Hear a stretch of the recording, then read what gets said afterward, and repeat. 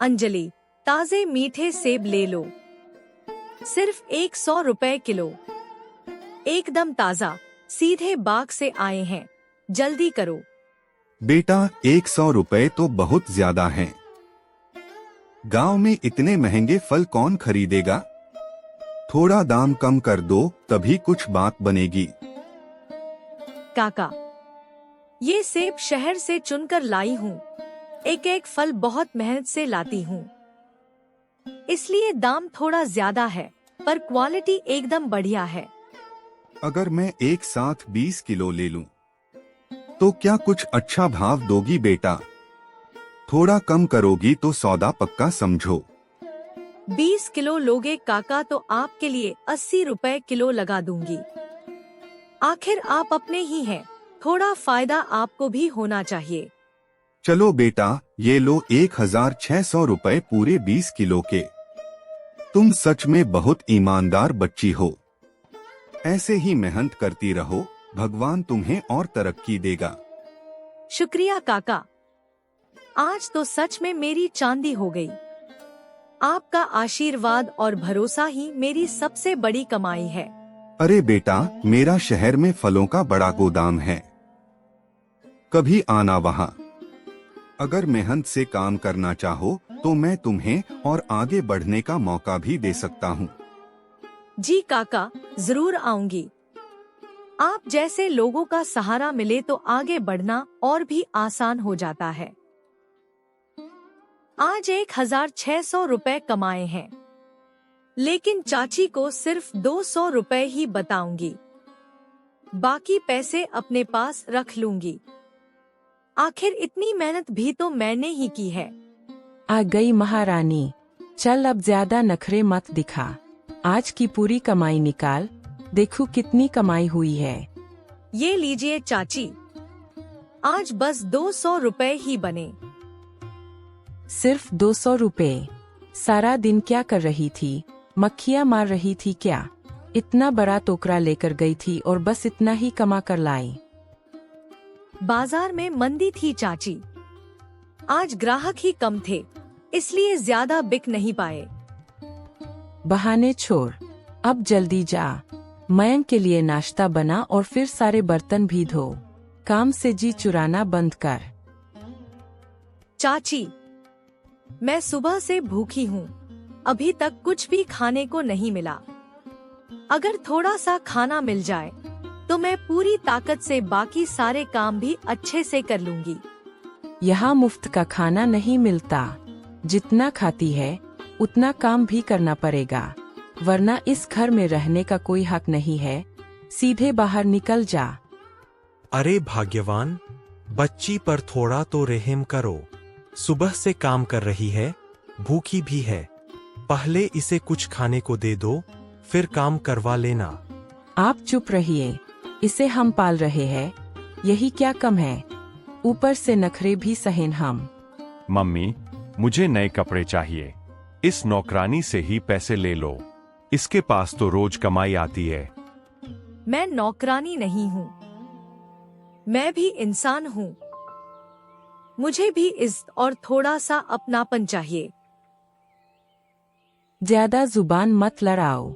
मैंने जो फैसला कर लिया है वही होगा। अगले हफ्ते तेरी शादी मंगल शराबी से पक्की कर दी है। अब चुपचाप इसकी तैयारी कर, क्योंकि इस घर में तेरी मर्जी नहीं चलेगी। क्या? ये आप क्या कह रही हैं चाची? मैं उस इंसान से शादी कैसे कर सकती हूँ? मैं उसे जानती तक नहीं, और उसकी आदतों के बारे में जो सुना है उससे तो मैं डरती हूँ। मैं ये शादी नहीं करूँगी। बेटा, हमारी मजबूरी भी समझो।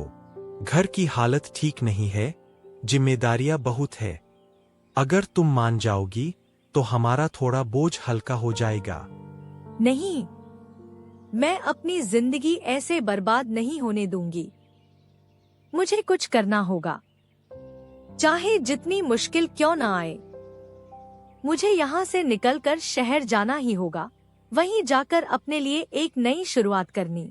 अगली सुबह अंजलि शहर पहुंचती है और इधर उधर नजर दौड़ाते हुए माधव काका को ढूंढने लगती है। उसके चेहरे पर हल्की चिंता और उम्मीद दोनों साथ साथ नजर आ रही थीं। काका, क्या मुझे यहाँ कोई काम मिल सकता है? मैं घर से भागकर आई हूँ। मुझे सहारे की बहुत जरूरत है। मैं मेहनत से कोई भी काम कर लूंगी। डर मत बेटी, अब तू सुरक्षित है। मेरे फलों के गोदाम में काम कर सकती है और रहने की भी चिंता मत कर, यहीं रह ले। मेहनत से काम करेगी तो तुझे किसी चीज की कमी नहीं होने दूंगा। काका, आपका ये एहसान मैं कभी नहीं भूलूंगी। आपने मुझे सहारा दिया है, वरना मैं तो बिल्कुल अकेली पड़ गई थी। मैं पूरी मेहनत और ईमानदारी से काम करूंगी। तुम मेरी बेटी जैसी हो अंजलि, और अब तुम्हें डरने या झिझकने की जरूरत नहीं है। आज से तुम ही इस व्यापार को संभालोगी। मैं तुम्हें हर कदम पर सिखाऊंगा और मुझे यकीन है कि तुम इसे बहुत आगे तक ले। तभी वहाँ पर आर्यन नाम का एक व्यक्ति आता है और चाचा की ओर देखते हुए कहता है। उसकी आवाज में अपनापन और सादगी साफ झलक रही थी, जैसे वह किसी अपने से बात कर रहा हो। काका, आज तो फल बहुत ही ताजे और चमकदार लग रहे हैं। देखकर ही समझ आ रहा है कि माल बिल्कुल बढ़िया क्वालिटी का है। ये सब अंजलि की मेहनत का नतीजा है बेटा। उसने पूरे मन लगाकर काम संभाला है, तभी आज हमारा माल इतना बढ़िया और ताजा दिख रहा है। नमस्ते अंजलि जी, आपका काम देखकर सच में बहुत प्रभावित हुआ हूँ। मुझे अपने होटल के लिए रोज करीब 50 किलो ताजे फलों की जरूरत होती है। अगर आप नियमित सप्लाई कर सके तो हम एक अच्छा समझौता कर सकते हैं। जी जरूर, मैं खुद अच्छे से चुनकर ताजे फल भिजवाऊंगी, ताकि आपको हर दिन बेहतरीन क्वालिटी मिले और आपको कोई शिकायत न हो। आप सच में बहुत लगन और ईमानदारी से काम करती है और आपकी सादगी भी दिल को छू जाती है। ऐसे लोग कम मिलते हैं जो काम को इतना दिल से करते हैं। धन्यवाद आर्यन जी, आपके शब्द मेरे लिए बहुत मायने रखते हैं। मैं आगे भी पूरी मेहनत और ईमानदारी से काम करती रहूंगी। फिर एक दिन माधव काका की तबीयत बहुत खराब हो जाती है। वे कमजोर आवाज में अंजलि को पास बुलाकर कहते हैं। उनके चेहरे पर दर्द के साथ एक चिंता भी साफ झलक रही थी। फिर एक दिन माधव काका की तबीयत बहुत खराब हो जाती है। वे कमजोर आवाज में अंजलि को पास बुलाकर कहते हैं। उनके चेहरे पर दर्द के साथ एक चिंता भी साफ झलक रही थी।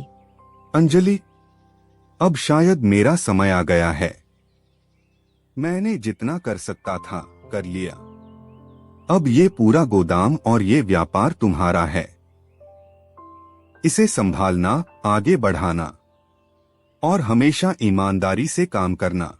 नहीं काका, आप ऐसा मत कहिए। आप बिल्कुल ठीक हो जाएंगे। मैं आपको कुछ नहीं होने दूंगी। अभी तो मुझे आपसे बहुत कुछ सीखना काका है। का निधन हो जाता है और अंजलि स्तब्ध रह जाती है। अंजलि, इतना उदास मत हो।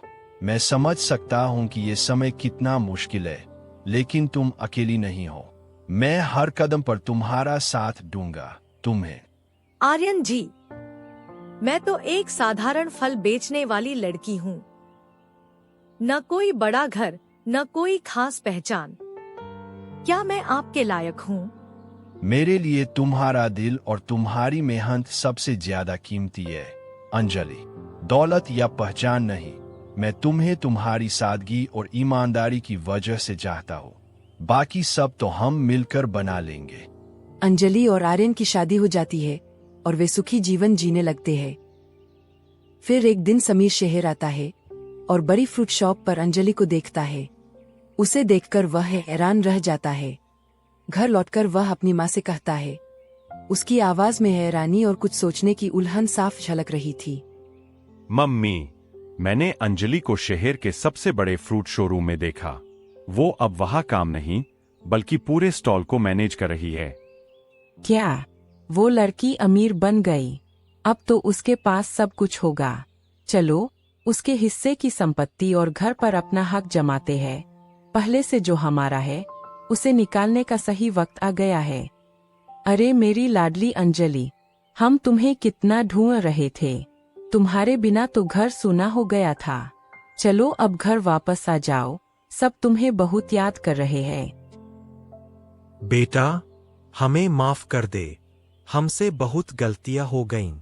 अगर हो सके तो हमें एक मौका दे दे, हमें अपने साथ रख ले, हम तुम्हारे साथ रहकर ही सुधारना चाहते हैं। जब मुझे सबसे ज्यादा जरूरत थी तब आपने मुझे घर से निकाल दिया था, और आज जब मैं अपने पैरों पर खड़ी हो गई हूँ तो आपको अपना रिश्ता याद आ गया। वो तो उस वक्त हमारी मजबूरी थी बेटा, हालात ऐसे थे कि हमें सख्ती करनी पड़ी। और अब देखो, ये बड़ी दुकान तो आखिर हमारे ही परिवार की है, इसलिए हम चाहेंगे कि तुम हमें माफ कर दो और हमें भी इसमें जगह दो। ये दुकान अंजलि की मेहनत और लगन से बनी है, आपकी नहीं। जिसने इसको खड़ा किया है हक भी उसी का है, इसलिए अब किसी भी तरह का दावा या दबाव यहाँ नहीं चलेगा। तू कौन होता है बीच में बोलने वाला? ये हमारा पारिवारिक मामला है, बाहर वाले इसमें दखल नहीं देंगे। मैं इसका पति हूँ, और अगर कोई इसके हक या इस पर बात करेगा तो मैं चुप नहीं बैठूंगा। पति? अंजलि, तूने हमें बिना बताए शादी कर ली, ये क्या तरीका है?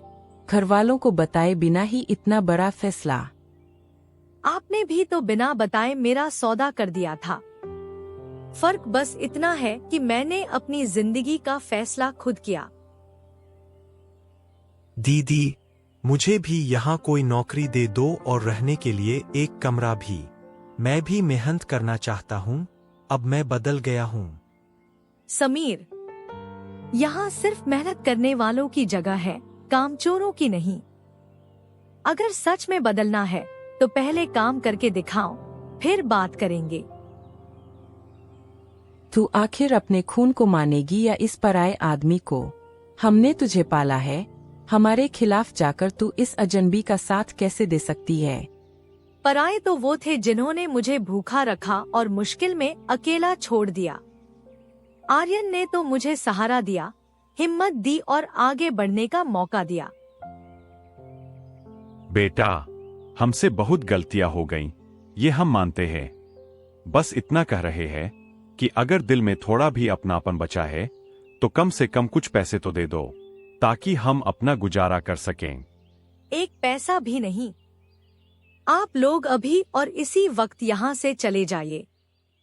जो आपने मेरे साथ किया, उसके बाद मैं आपसे कोई रिश्ता नहीं रखना चाहती। देख लेना, तू कभी खुश नहीं रह पाएगी। अपने ही लोगों को ठुकराकर कोई भी सुखी नहीं रह सकता। गार्ड, इन्हें यहाँ से बाहर निकालो। और ध्यान रहे, अब ये बिना अनुमति के इस दुकान के अंदर दोबारा न आए। भाग्यवान, चलो यहाँ से। हमसे बहुत बड़ी गलती हो गई और अब उसकी सजा भी मिल गई है। यहाँ रुकना ठीक नहीं है। चाचा चाची धीरे धीरे वहां से चले जाते हैं और पीछे एक सन्नाटा सा छा जाता है। आज मेरा मन हल्का हो गया। आर्यन, इतने समय से जो दर्द और बोझ दिल में था, वो आज जैसे थोड़ा कम हो गया। तुमने सही किया अंजलि। जो रिश्ता सिर्फ दर्द और अपमान दे, उसे पकड़े रखना ठीक नहीं होता। कभी कभी आगे बढ़ने के लिए ऐसे रिश्तों को छोड़ना ही सबसे सही फैसला होता है। चलो अब काम पर ध्यान देते हैं। ताजे फलों की डिलीवरी तैयार करते हैं। जितनी मेहनत करेंगे उतना ही आगे बढ़ेंगे। हाँ, और आज शाम हम अनाथ आश्रम में फल बांटने चलेंगे, ताकि जो बच्चे वहाँ हैं, उनके चेहरे पर भी थोड़ी सी मुस्कान आ सके। ये बहुत अच्छा विचार है आर्यन। वहाँ जाकर हम सच में किसी की थोड़ी मदद कर पाएंगे और दिल को भी सुकून मिलेगा। शुक्रिया माधव काका। आपकी दी हुई सीख, आपका सहारा और आपका विश्वास ही है जिसकी वजह से आज मैं यहाँ तक पहुँच पाई हूँ। काश आप आज होते तो ये सब अपनी आँखों से देख पाते।